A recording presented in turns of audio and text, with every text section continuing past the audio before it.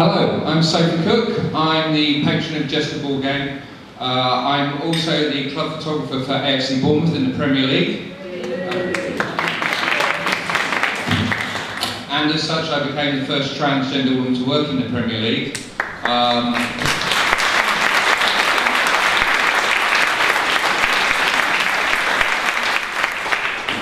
And in the last couple of weeks, I've got a new job as well, in addition to that. I'm now the first transgender news anchor in Europe. So I'm going to be presenting the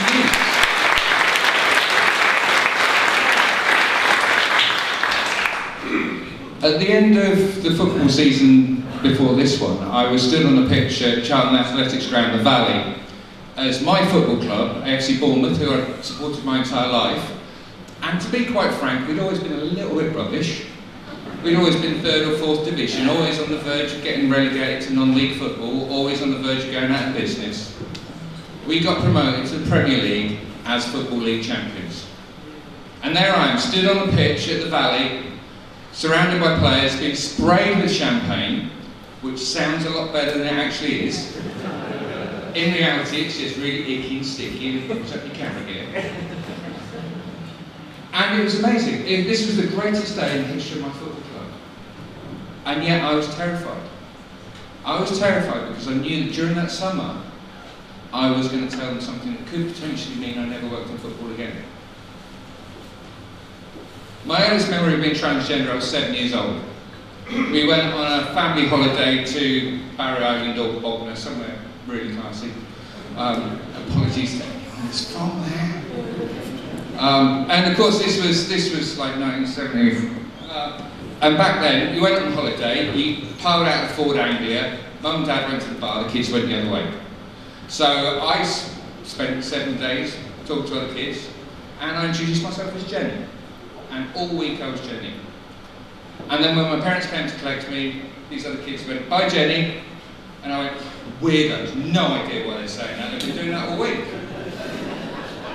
But this was the mid-70s, we didn't have the internet. I had no idea what was going on with me. And because of that, at the age of 12, I attempted suicide for the first time. My youngest daughter is now 12, and to think that she could possibly be in that sort of pain would break my heart. At the age of 16, I joined the Royal Air Force. I was third generation Air Force. My dad had been on Phantoms during the 70s, and my granddad was in Burma. So I'd grown up on stories of the Air Force.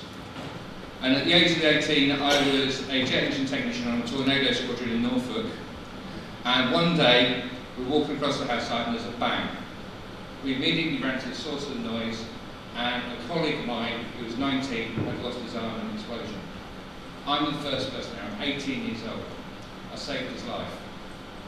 The Air Force, in its infinite wisdom, because this was the early 80s and we didn't really have much experience of combat stress or any of that sort of stuff, immediately shipped me out to Germany, get me away from the source of the pain. But what it did was it actually took me away from my support network, all the people that knew what I'd been through. So there I am, 18 years old, stationed in Germany, still transgender because it doesn't get better, depressed, post-traumatic stress, self-harming, suicidal attempts. And then back in 2000, I realised, by that point I started to realise what it meant, my trans identity, and I started to transition. And then my partner got pregnant, and the plan was that our child would have 2 months from the day they were born, which back in 2000 was ludicrous. And then when my son was born, within 24 hours he had a massive seizure, and we nearly lost him, and he ended up disabled. And I thought, I cannot put my new family through this at the same time as we have to work out what his issues are. So I took Sophie and I murdered her and I buried her for 15 years. Imagine what it's like to take something that's so centrally a part of who you are and just totally deny it. Whether it's your sexuality or your gender identity or your religion or your love of music or something like that, and just deny it completely. It didn't even exist. It was gone. So for that 15 years, by this point I was self-harming with food, I hated myself, so I ate, put on weight. It's another great reason to hate myself, just like this never-ending cycle of hatred. And every single day I thought about suicide. Even on days when I thought I was doing well, driving down the road, there's a little voice in the back of my head to say, yeah, if you did that with the steering wheel, it would all be over. And then, back January 2015, of all the places to have an epiphany, I was in the Ibis budget in Bradford.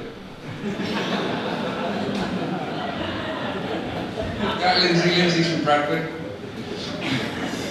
And I'm there overlooking the dual carriageway, with snow on the ground, and the ground up on the top of the hill there.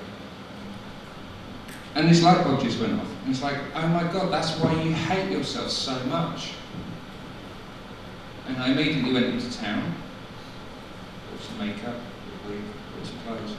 And you know what? The pain just went away. The pain just stopped.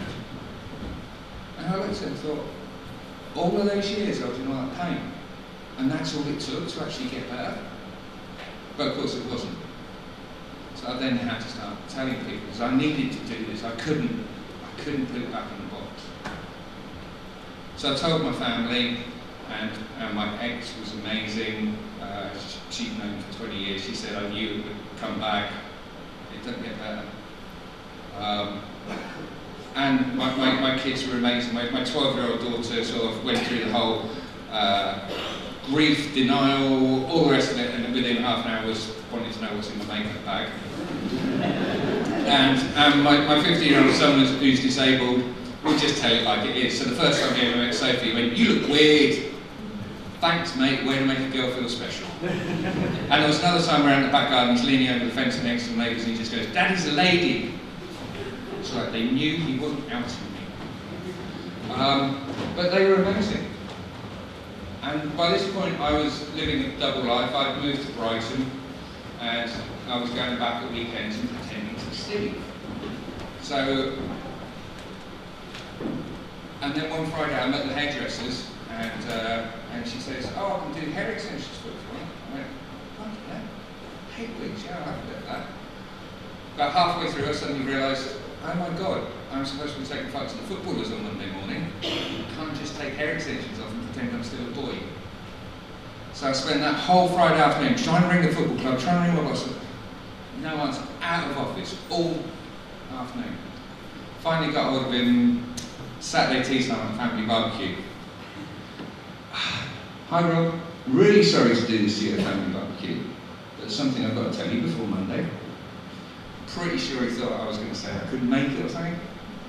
And I just went, I'm transgender. And it went really, really quiet. Anyway, it was arranged for me to go in for a meeting with the club, and we're there in the owner's box overlooking the pitch with the chairman of the football club, commercial director, the head of media, Eddie Howe, our first team manager, and the assistant manager, and me in my pencil skirt and heels looking absolutely fabulous. First time they'd ever met Sophie.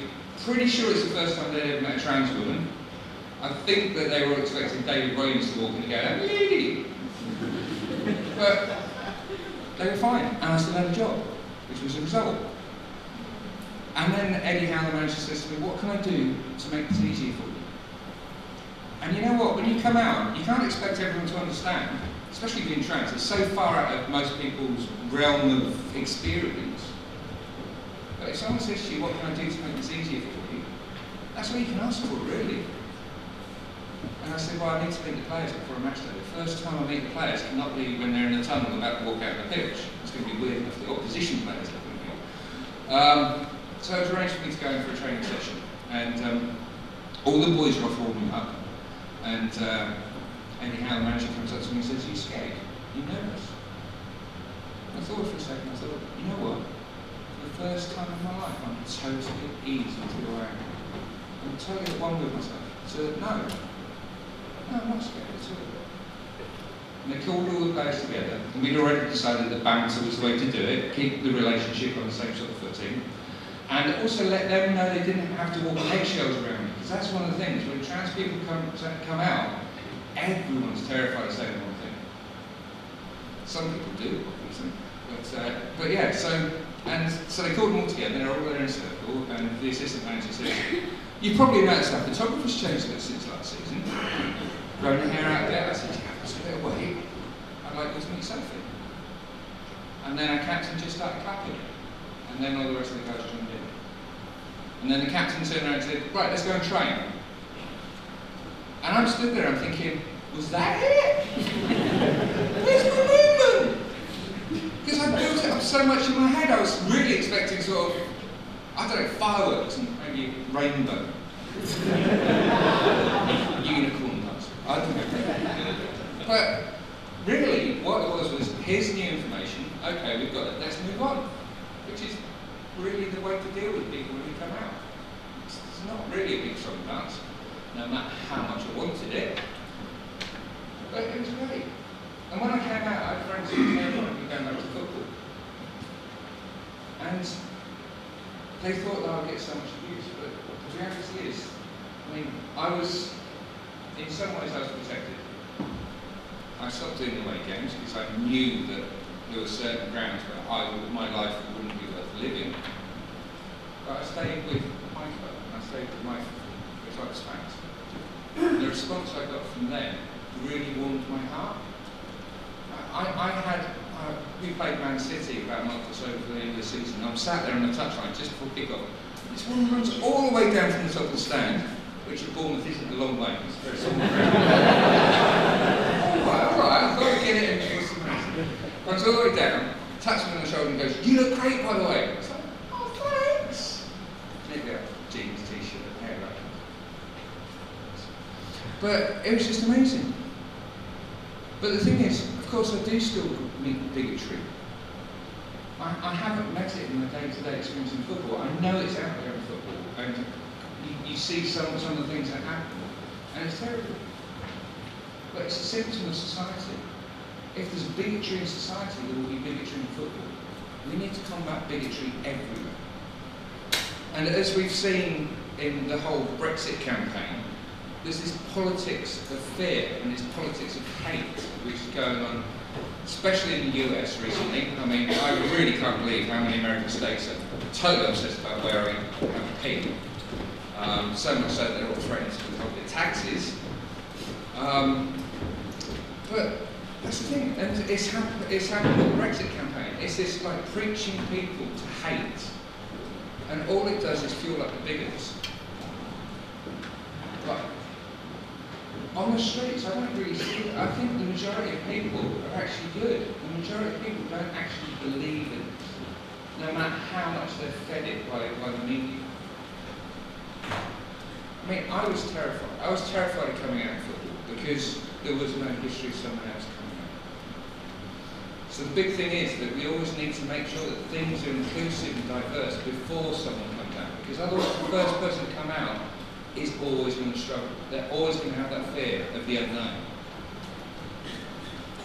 Before I came out, I was terrified that I would lose everything. I was terrified that I would lose my career. I was terrified that I would lose my family. The reality is that when I came out, the whole world opened up to me. When you're able to lead an authentic life and actually contribute and be emotionally present, because all those years I was emotionally distant. I refer to it as zombie Steve. I had no emotional connection to life. I was dead.